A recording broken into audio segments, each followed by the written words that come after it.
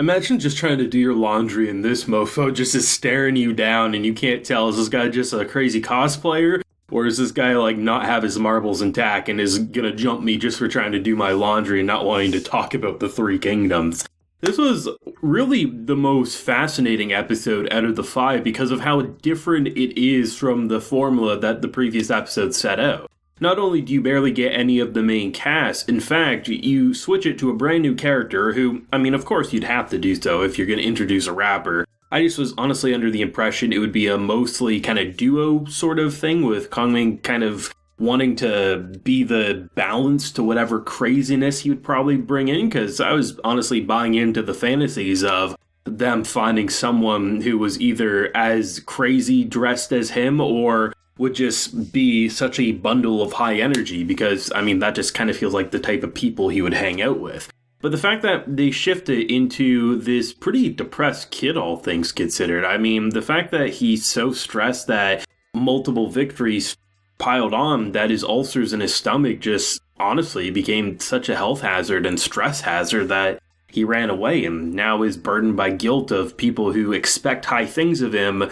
Now feels like a kind of like you're shut in otaku, right? And I mean, on paper, I might have pushed back against this type of episode had I heard about it before watching, because thinking about what this show's represented, of course there's emotional, but it's been a pretty damn fun, high-energy show, all things considered. So to shift the narrative into something that for probably 3/4 of it was kind of depressing, it was a guy kind of hung up, was running away, couldn't even talk to people face to face, you know, it doesn't sound like it would fit the tone that this show is laid out. But in fact, I think what makes it so fascinating is because it does shift it so hard, and the fact that we have this underdog story already, but now throwing in a second character who needs support on the stage. It can't just be him, right? There's too much expectations. And the fact that Eiko herself, you know, needs some support as well to help get, you know, separate herself from the crowd, differentiate herself, things like that. I think it's just so interesting how, to me, it feels like this should feel unnatural, but because of how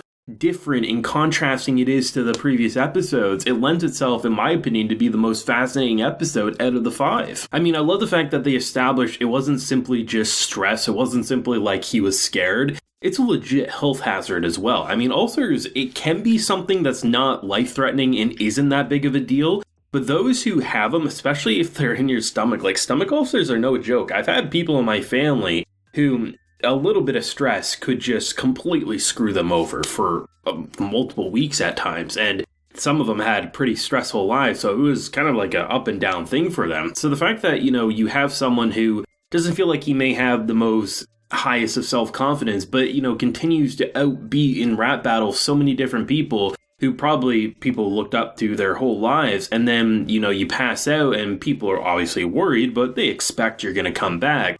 And then you have him say, I'm never coming back. And the fact that he seemingly defeated this one guy who, I mean, he seems hardcore. I mean, he's got this insane neck tattoo, which would hurt like a bitch to get. He seemingly has good flow, everything like that. And the fact that this kid who, sure, something happened that he passed out, probably a health issue, but the fact that he's no longer gonna, you know, challenge, and the fact that you'll never be able to defeat the person who probably first time you've been defeated in so long, right? I love how they just almost immediately just push everyone else away and let this entirely new cast of characters take the stage. And the fact that you really get a sense immediately why this man's so scared, and I just kind of felt bad for him, to be honest. Had they not had, like, any sort of health reasons, I think it would have been a little harder to maybe connect with him as quickly as they did. But the fact that they just immediately dropped that there is a health thing alongside a psychological thing, I think the duo really kind of works in harmony to make it a lot more interesting and organic. So it's not just a character people look at and say, oh,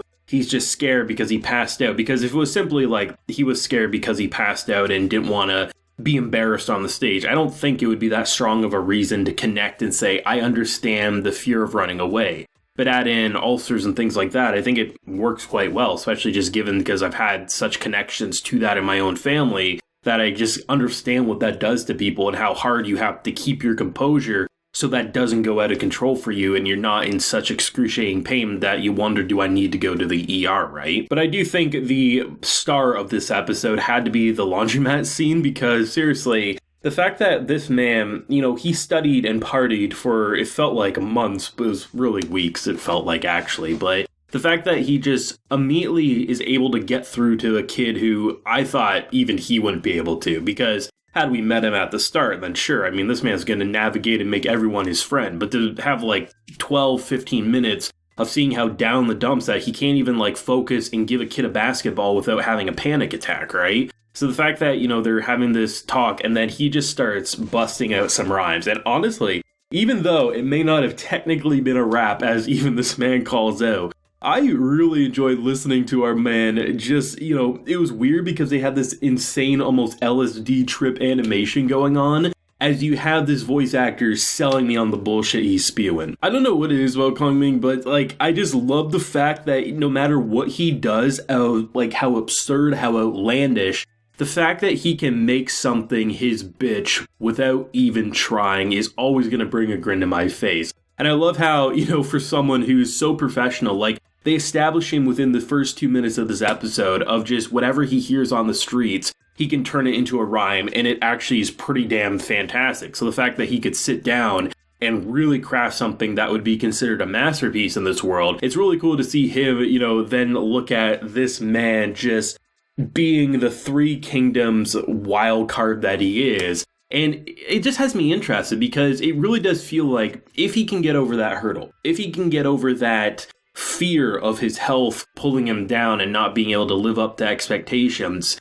himself included, his own expectations, I think him and Eiko could be an insane team because honestly, I was kind of like humming and hawing if the idea of bringing a rapper really would be the solution that they were looking for. And even though we haven't necessarily seen him in his prime, right? We haven't really seen him do an entire song or anything like that, or a rap, right? But the fact that it does feel like this man's talent just lends itself naturally that they could blend it, I don't know, like Evanescence style or something. I have no idea. It feels like it could work, right? So re-recording this brief portion since there were some issues with the audio on the initial recording, but I just want to make a quick mention that I absolutely adore the fact that when it comes to the goofy anime faces, the show doesn't abuse it. It's there maybe once or twice for a character, but within an episode, it's not constantly them looking like an outlandish anime character. But when it is there, it feels like it's the perfect reaction, especially when characters are first introduced to the man, the myth, the legend himself.